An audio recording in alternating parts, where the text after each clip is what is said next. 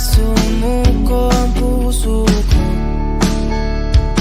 sa paulit-ulit na pagkakataon na nasaktan na bigo. Mukhang delikado na naman ako. Bakit ba kinikilig na naman ako? Pero ngayon ay parang kakaiba. Pag nakatingin sa iyong mata, ang mundo ay kalma.